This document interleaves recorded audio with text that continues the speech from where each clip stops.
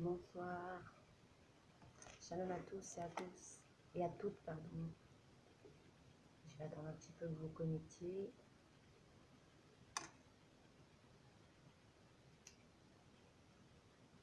Donc j'attends un petit peu et personne ne se connecte. J'attends un petit peu.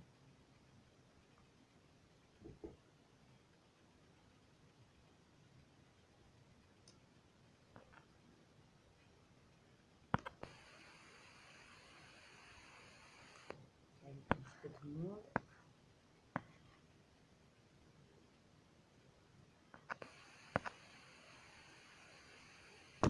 Je suis patientée.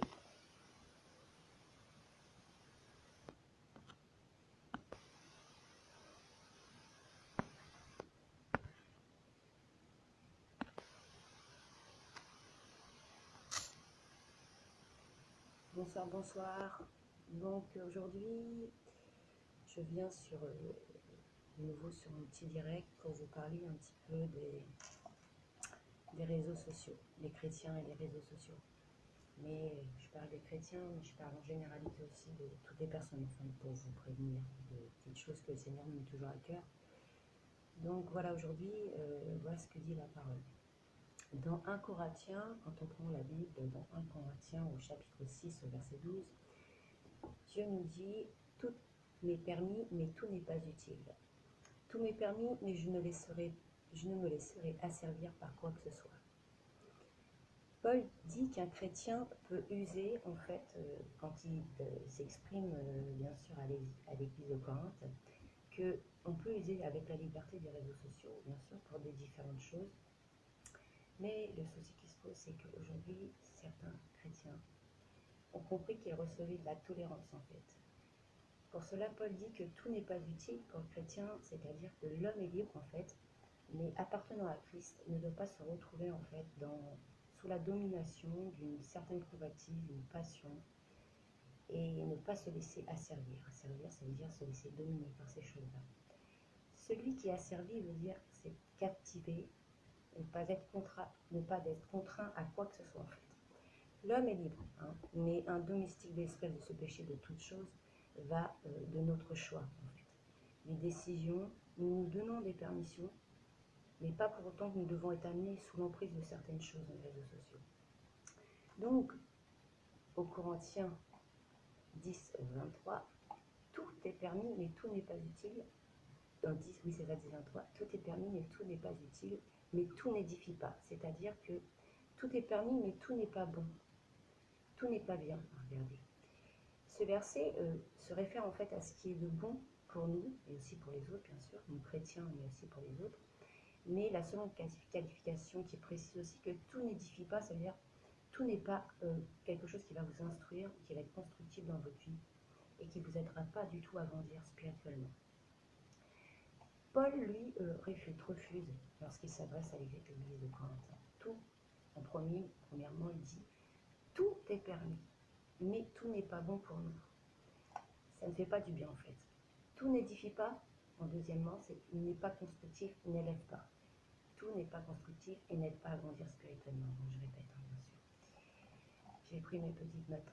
Donc, le mot d'ordre, en fait, c'est « Tout m'est permis ». Mettez donc en avant ce qui met un frein, en fait, à notre relation avec des choses qui ne sont pas du tout constructives dans nos vies, des choses qui nous empêchent d'être en relation avec Dieu, dans la servitude, des choses inutiles. Pour Dieu, les choses sur les réseaux sociaux, bien sûr, en font partie. Comme tout n'est pas bon, Dieu nous avertit aujourd'hui. Je ne cesse pas de rappeler avec amour, mais pas du tout avec dureté, ni avec une contrainte, hein, bien sûr, contraindre qui que ce soit à faire des choses ou à obliger à faire des choses. Moi, c'est juste un avertissement. J'ai pu aussi échanger ces derniers temps encore de nouveau avec ma sœur, qui reçoit exactement les mêmes pensées, les connexions divines que nous avons toutes les deux, bien sûr. Et la vie en Jésus, en fait, elle engage la personne tout entière liée à Jésus-Christ, qui est ressuscité pour nous, bien sûr, et qu'elle ne peut pas être en adéquation avec la parole si elle agit en regardant des réseaux sociaux qui ne sont pas du tout des choses édifiantes, des choses qui sont malveillantes, des choses qui vont nuire à sa vie, qu'elle soit spirituelle, surtout en premier temps, mais aussi dans sa vie de tous les jours. Donc, d'être en fait en situation d'être irrégulière dans notre vie en Christ. En fait. Dans 1 Corinthiens 10-23, il ajoute aussitôt « Mais tout n'est pas bon pour moi, et tout ne me convient pas, ce qui convient à un chrétien en fait. » Si vous signez un contrat par exemple avec un patron, vous devez forcément vous plier à des conventions collectives ou au règlement intérieur qui sera établi par la société pour laquelle vous travaillez. Ce sont des règles. Il en est de même avec le choix que nous avons de décider de suivre Christ. Nous, personne, on a choisi. Personne ne nous a obligés. Nous avons décidé de suivre Jésus. Nous devons se plier donc à ses ordonnances. Et notre mode de vie doit être une soumission à notre Dieu, notre Maître, notre Créateur. Et nous sommes chrétiens, nous ne pouvons pas nous égarer. Nous ne pouvons pas avoir des attitudes, des comportements, regarder des choses qui ne sont pas du tout à sa gloire. Il faut savoir que regarder des images, parfois, ça peut paraître pour vous bénin. Il y a des choses qui ne sont pas importantes pour vous. Mais ces images, des fois, elles peuvent être aguichantes, elles peuvent être séduisantes. Elles peuvent rendre dépendantes de tas de choses, qui mènent même des fois à la pornographie. Ou mener à l'immoralité, l'impudicité. Beaucoup. J'ai entendu parler de couples, même pendant le confinement. Je vais donner un exemple. On était tellement confinés que les gens se sont retrouvés beaucoup sur les réseaux sociaux. Et on a pu voir des couples, même chrétiens, explosés, venir même jusqu'au divorce, à commettre des choses qui seront regrettées, car la tentation était grande en passant par ces réseaux. Cela ouvre beaucoup de portes spirituelles que les personnes ne voient même pas, les chrétiens ne voient même pas et ne peuvent même pas imaginer quel danger en fait et où on peut être amené dans ce genre de situation à regarder des choses qui ne sont pas du tout convenables, si je peux dire comme ça, qui sont des choses de perdition, des choses qui nous amènent à être cédés à la tentation parfois même. On ne s'en rend même pas compte parfois. Les gens ne s'en rendent même pas compte de l'impact sur leur vie et les dégâts que ça peut créer. Ce qu'il faut savoir, c'est que les réseaux sociaux, ça nous fait perdre beaucoup de temps. Ça nous vole notre temps même. On n'a même plus la notion parfois, quand on est sur les réseaux sociaux, du temps qu'on passe dessus. Je ne veux pas être sectaire du tout. Bien au contraire, je suis là vraiment pour vous donner des petits encouragements, des petites attentions qui peuvent mener à bien votre vie spirituelle surtout. Mais savoir dissocier des bonnes choses et des mauvaises choses pour que votre spiritualité ne soit pas malade et qu'elle ne soit pas impactée et ne pas perdre. Il ne faut pas avoir une occasion de chute dans votre vie en fait. Bon, bien sûr, vous pouvez regarder des choses utiles, des conseils pour le travail ou diverses choses, des recettes de cuisine. Il ne faut pas non plus tomber dans l'excès, hein, je suis d'accord. Hein, certains ne sont peut-être pas d'accord avec ce que je dis, et ça, c'est le libre arbitre de chacun. Mais il faut savoir ce qui est permis selon Dieu et ce qui est défendu. Et à savoir discerner ce qui est bon et mauvais pour nous, ce qui est en accord ou pas avec notre vie nouvelle, nos vies de chrétiens, et que nous avons choisi, Jésus. Donc, il vous laisse le choix. C'est par l'Esprit que vous discernez ces choses-là. Donc, se rapprocher de Dieu, être dans la foi, vous donne l'esprit de discernement des choses et de ne pas commettre des choses qui pourraient être irréparables dans vos vies et qui pourraient vraiment vous poser des gros problèmes. Donc, les réseaux sociaux sont, pour moi, personnellement, une utilité d'être tout à la gloire de Dieu. Pour moi, chrétienne. Après, chacun est libre de faire ce qu'il veut. Car il est évident que ces nouveaux outils, en fait, nous offrent de grandes opportunités. Des témoignages, des communications entre frères et sœurs. On partage des versets bibliques, on partage des belles illustrations sur Facebook. On crée même parfois certaines personnes, moi je ne le fais pas, mais certains partagent des groupes WhatsApp pour partager des sujets de prière. On peut garder aussi contact comme ça avec les frères, les sœurs. Et ça, c'est une grande importance pour le Seigneur, que nous puissions tous être unis en fait. La Bible nous dit aussi au Proverbe 4.1 « Mon fils, sois attentif à mes paroles, prête l'oreille à mes discours, qu'ils ne s'éloignent pas de tes yeux, garde les fondements de ton cœur. » Non, oui, c'est ça. garde-les garde-les au fond de ton cœur, car c'est la vie pour ceux qui les trouvent. C'est la santé pour tout le corps. Garde ton cœur plus que toute autre chose, car de lui viennent les sources de la vie. Écarte ta bouche de la fausseté, éloigne tes lèvres des détours, que tes yeux regardent en face et que tes paupières se dirigent devant toi. Donc, la Bible nous dit en fait dans Ecclésiastique Ecclésiaste, pardon, excusez-moi, j'ai toujours la langue qui fourche ou bien je bafoue, pardonnez-moi. C'est encore ma petite timidité qui n'est pas tout à fait vaincue, on va dire. Et donc, je vous disais, donc Ecclésiaste 3 au verset 1, la Bible nous dit qu'il y a un temps pour tout et il y a un temps pour toute chose sous les cieux. Donc faites attention à toutes vos publications sur les réseaux sociaux, car elles peuvent rester toute une vie. Même si vous les supprimez, il faut savoir qu'il y a des données qui sont enregistrées et ça peut vraiment vous éviter des gros problèmes de divulguer vos vies privées, de protéger vos familles, vos enfants. Moi, je sais que j'ai ce principe maintenant. Autrefois, je partageais, maintenant je ne fais plus. Je pense que c'est une sainte chose de faire ceci, c'est pour la protection de ma famille, de mes enfants. Voilà. Donc, aussi sur les réseaux sociaux, il y a aussi parfois, il faut éviter les jugements. Les jugements, nous devons avertir, mais pas être dans la condamnation. Il faut vraiment dire ce que Dieu nous met à cœur. Hein, parce que ces derniers temps, beaucoup de personnes sont vraiment dans les mêmes connexions divines, vraiment parlent des mêmes choses, des péchés, que ce soit du langage, que ce soit sur Facebook, les réseaux sociaux. Beaucoup sont en train d'amener ces choses via justement les réseaux sociaux et qui sont vraiment bénéfiques pour les chrétiens, hein, les hommes et les femmes de Dieu qui partagent tous nos messages, qui partagent leur foi, qui transmettent des messages d'encouragement. Et il faut vraiment faire attention parce que j'ai une sœur qui m'a témoigné justement d'une vision qu'elle avait eue tout au début, qu'elle a commencé à être sur Facebook et elle m'a partagé sa vision, donc elle l'a enregistrée. Je vais me connecter sur mon Bluetooth et je vais vous faire écouter le message d'une sœur. Voilà, donc je vous laisse juste patienter 2 petites minutes, le temps que je me connecte correctement parce qu'il s'est éteint.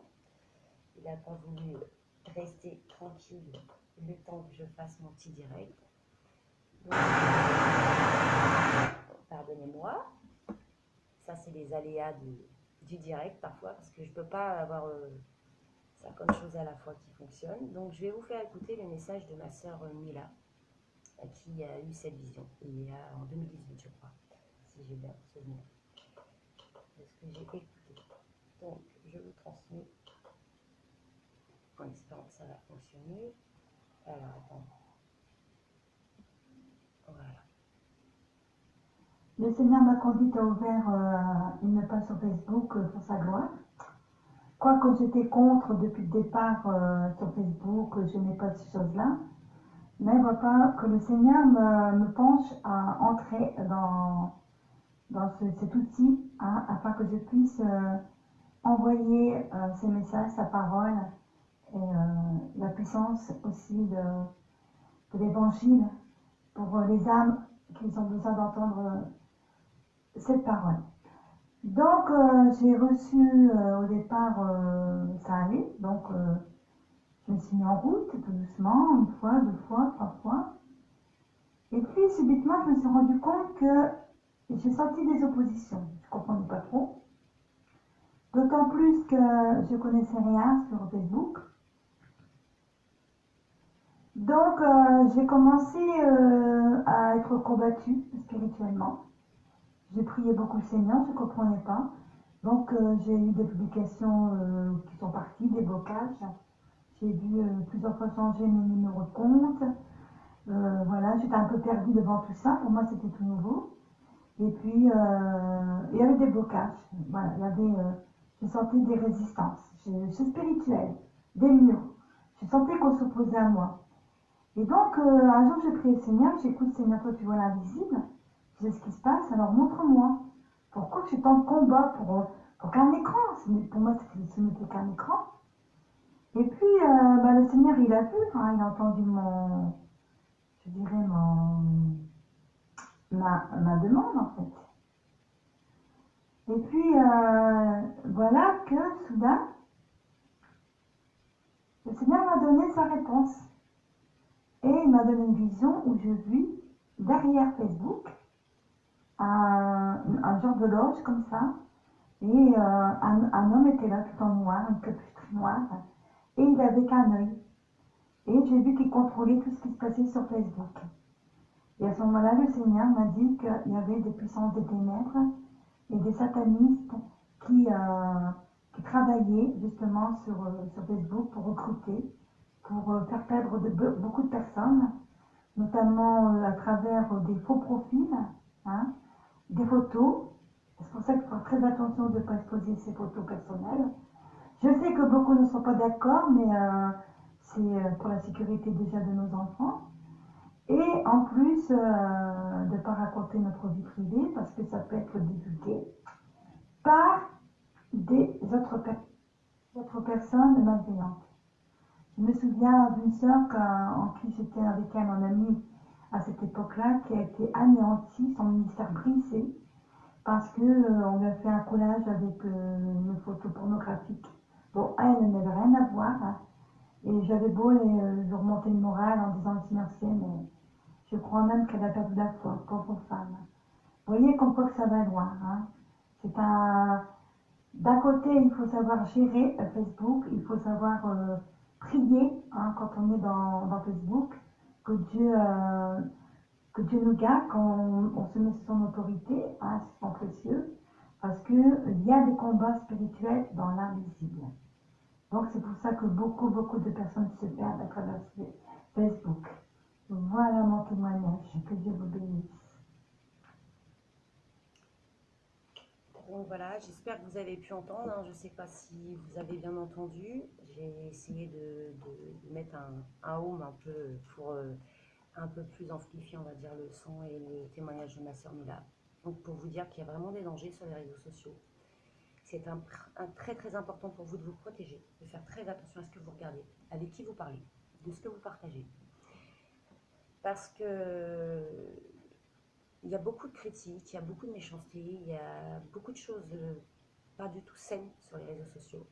Et j'ai retenu un message en lisant une prédication un jour sur Internet, et un homme de Dieu a dit « Il n'est ni sage ni sain de dissocier ce que vous dites sur les réseaux sociaux de qui vous êtes. Il semblerait que beaucoup, y compris des chrétiens, se sentent libres de critiquer, de diviser, d'être durs et carrément vicieux dans leurs mots sur les réseaux sociaux, comme si ça n'était pas du tout aussi préjudiciable. Ne vous trompez pas, vous serez jugé tout autant pour ce que vous aurez dit avec votre bouche, pour ce que vous aurez tapé dans vos mains. » Donc, ce qu'il faut savoir, c'est qu'il faut être doux. Sur les réseaux sociaux, il faut être intelligent. Il faut savoir discerner le bon, le bien, le mal. Parce qu'aujourd'hui, les gens ne voient plus le mal. Et même des personnes qui commettent des choses, des fois, se disent « Mais qu'est-ce qui m'a pris? Qu'est-ce que j'ai fait? Pourquoi j'ai fait ça ?» Bien, c'est pas dur. C'est parce qu'il y a des choses. Vous ouvrez des portes. Et quand on ouvre des portes, il y a des choses qui viennent derrière vous. Des choses que vous ne voyez pas. Des choses invisibles. Le monde spirituel, ça s'appelle. Et ça fait commettre des graves erreurs dans la vie de certaines personnes. Ça peut réduire à néant une vie de famille, un couple, une personne même toute seule. Comme elle expliquait pour une sœur qui, malheureusement, partageant des photos, une chrétienne, s'est retrouvée sur Facebook en photo pornographique.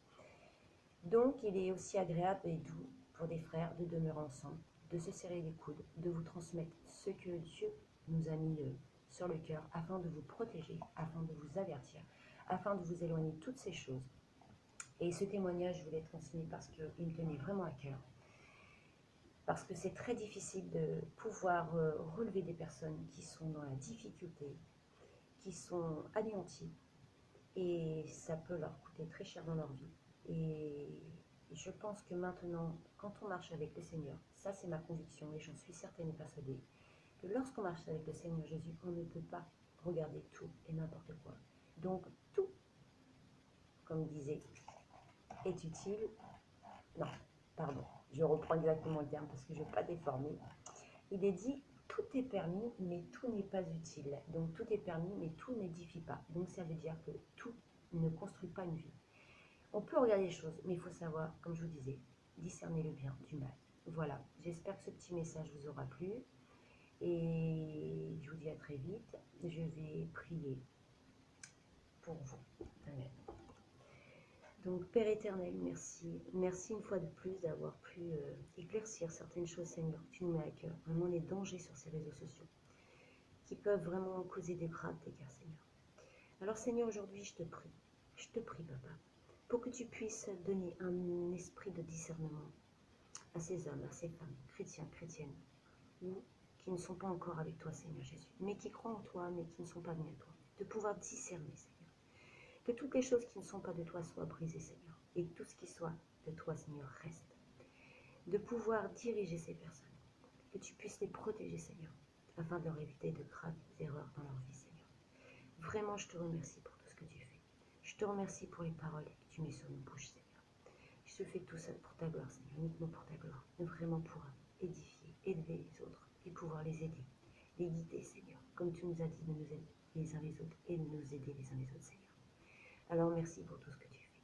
Merci pour ton amour, merci pour ta fidélité et merci aussi pour ta bonté, ta miséricorde. C'est dans le nom de Jésus que je t'adresse cette prière, Papa. Amen. Voilà. Je vous embrasse tous et je vous dis une très bonne soirée et soyez tous bénis. Shalom. À très vite.